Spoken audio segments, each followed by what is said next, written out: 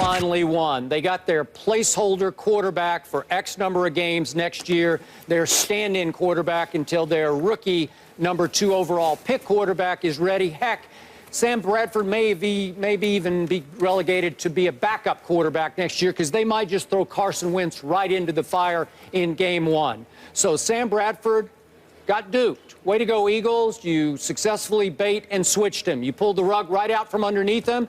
He thought he was signing on to at least be your starting quarterback for 1 year. Nope. You then switched on him, reversed field. You traded up to get the #2 overall pick. You took Carson Wentz.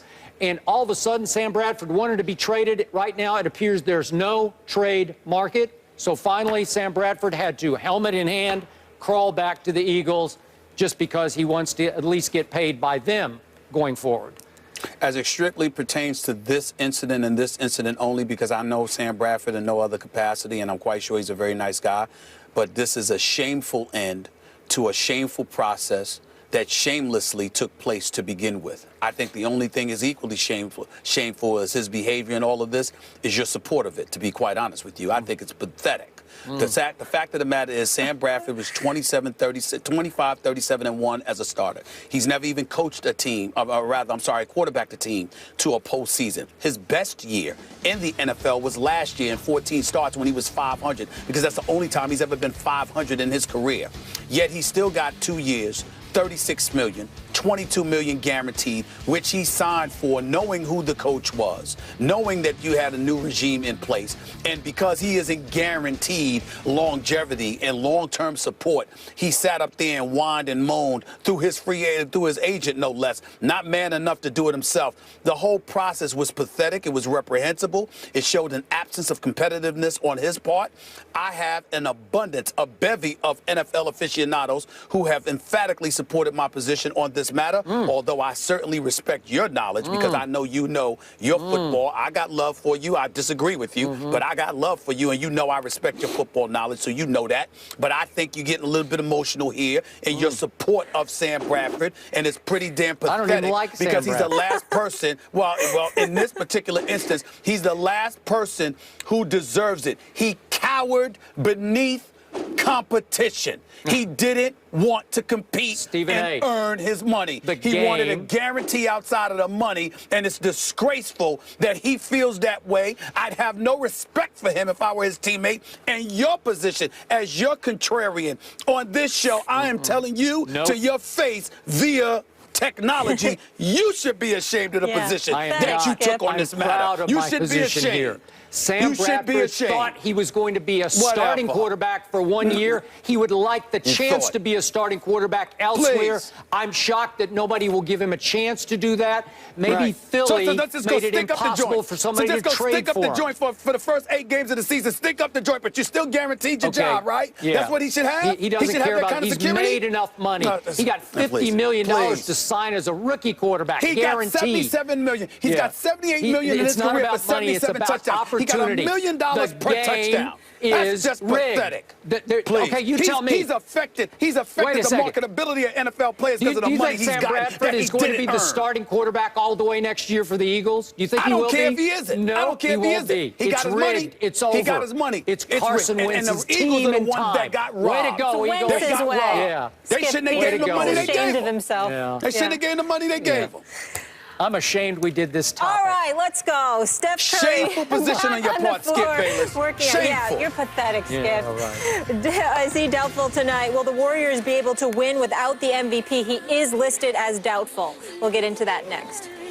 Warriors Blazers from Portland tonight. Game 4. Skip Bayless, who you got? Are we doing Warriors?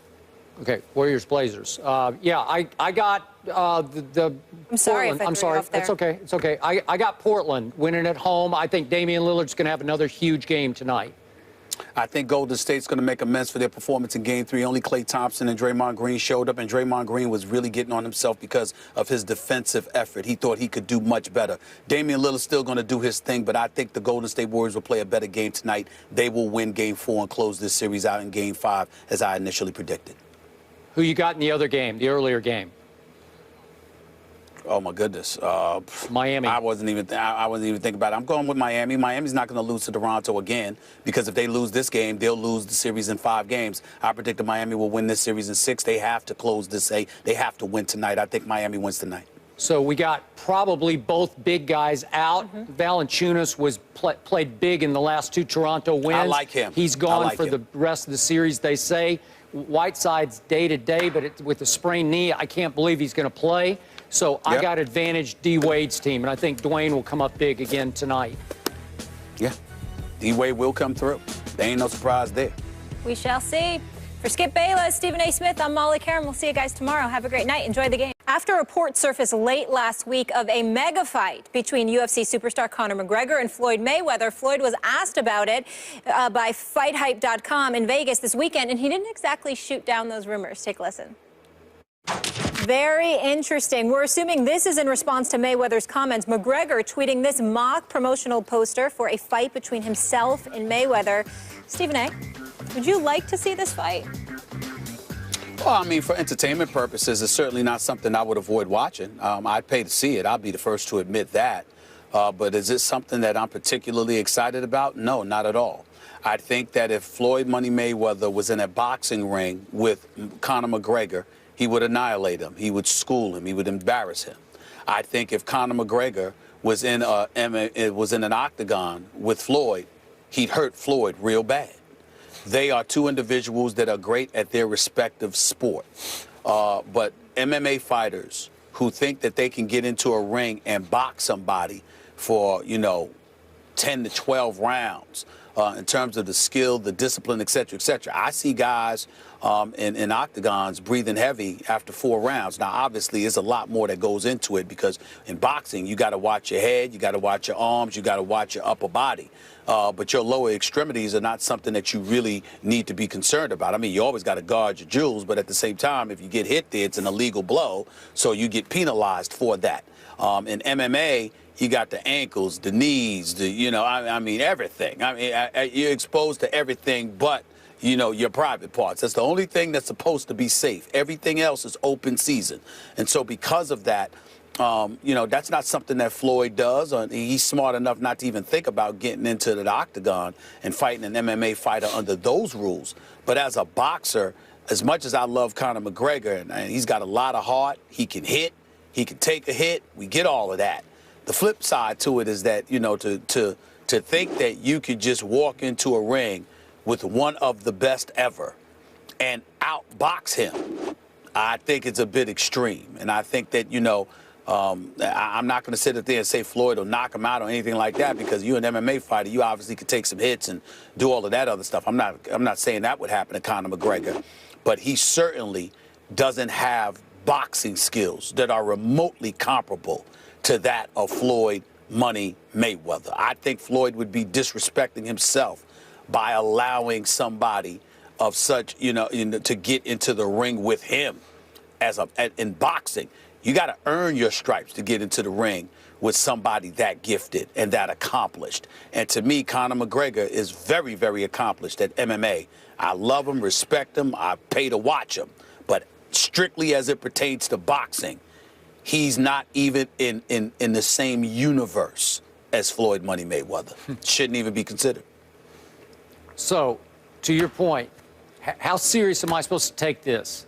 Because I'm starting to wonder, is Floyd just clowning all of us? Because if he's not, and he's serious about this, I would write it off as nothing but clown-ish, a clown act. If he actually stooped to fight Conor McGregor in a boxing match that was straight boxing rules, no crossbreed rules here, you just box. It would be a joke to me. It would be the easiest payday Floyd has ever had if they just boxed. So is Money Mayweather just strictly now about the money? Because I'm with you, I'd watch it. How could I not watch it? Just to see how bad it got. But how many people would watch it? I assume a whole lot of people. I'm pretty sure Miss Molly would watch it. Buy it. We'd have to buy it. And so would Floyd be looking at another, what was his Pacquiao payday? 200 and something million. I don't know what it was. They speculating 150 million. Okay, 150. For this. So if you told Floyd that you could box Conor McGregor for 12 rounds for $150 million, 1 hour's work, yeah, I get it. But do you really want that on your resume as an undefeated fighter of historical magnitude? Would you really want that on your resume? I don't get it. So I don't know if he's just clowning us or if he's serious about just making the money. He's not clowning simply because there's the possibility there for him to make the money, and that's primarily what he cares about, that money. So he's not clowning in that regard. But I do think it's safe to say there's no other way to put this. I think Floyd would be disrespecting the sport and himself. He would. By allowing Conor McGregor to be in the ring. I'm strictly as a boxer. We all know, how can you not respect Conor McGregor? No. I mean, I respect him even in the loss to Nate Diaz because he moved up 2 weight classes, and I thought he was beating the hell out of Nate Diaz, but Nate Diaz is just a modern-day Rocky. He keeps coming and keeps coming and keeps coming. But my point is that having said all of that, I'm just looking at Floyd Money Mayweather. You're 49-0. You argue that you're the best ever. You're undefeated. You're unblemished. You're probably the greatest defensive fighter we've ever seen. You know, all of these laudables that come attached to your name. How do you even allow somebody that's never been in the ring as a boxer to box you? How is that even allowed? I don't understand. I don't know. That there's nothing that Conor McGregor has done as a boxer to warrant being in the ring. Is such a thing as respecting the profession. Sure. You know, if Floyd, with what he means to boxing and what he has done for the sport, shouldn't, unless it's an exhibition. You remember Rocky going up against a Hulk Hogan who was Thunderbolt, whatever the hell his name was in Rocky 3 with the Clubber Lang. Some fictional. That wasn't real. You know that wasn't real. Are you sure you get it? It wasn't real. Well, okay. I'm saying he was in the. It was Rocky in the movie. And it was like it was an exhibition. It was for show. All right. I'm saying unless it's something charitable like that. That would be the only justification for something like this happening. Okay, and Dana White's already on record. He already knocked it It's out. He already not said it ain't happening. advantageous for him. Okay, I got it. Now, before Floyd calls us, or at least me, on this, I want to note, I don't know if you remember this, but fairly late in Muhammad Ali's career, and you will not find a bigger Ali fan than this guy right here. Do you remember this, Stephen A? He went to Tokyo to box a wrestler named Antonio Inoki. Do you remember this? Yes. And it was a clown act. It was a novelty act at best. And Inoki was a talented wrestler now, and so there was some intrigue to it. And they had this crossover rules that they came to compromise on. So Inoki spent much of the 15 rounds on the mat using his legs, trying to hook Ali's legs. And Ali's legs actually took a beating in this. He developed a couple of blood clots, and there was a moment, reportedly, they had to consider amputating one of his legs. It got that bad. But the rest of it was just straight joke. They called it a draw. You know, it was silly. Ali was 34 years of age. I have no idea how much money he made off it. Probably a lot. The paying crowd was so hostile, they threw garbage into the ring at the end and chanted, "Money back, money back." Well, I don't think this would be anywhere near that bad, but I just throw out the great Ali did this, so if Floyd wants to say he stooped to do that, I can certainly do this if I choose. You got me on that one. But still, Ali, I mean, yeah, Ali came back to fight Ken Norton, Spinks twice, Larry Holmes, but he was sort of starting to wane in his career. Yeah. Doesn't make any sense. No need to do it. We'll see. But again, the speculated money for Mayweather, $150 million. For McGregor, $10 million. So quite a discrepancy there. Durant leads the Thunder to victory at home in Game 4. But will this game have an impact on his future? We'll get into that next. Stay here.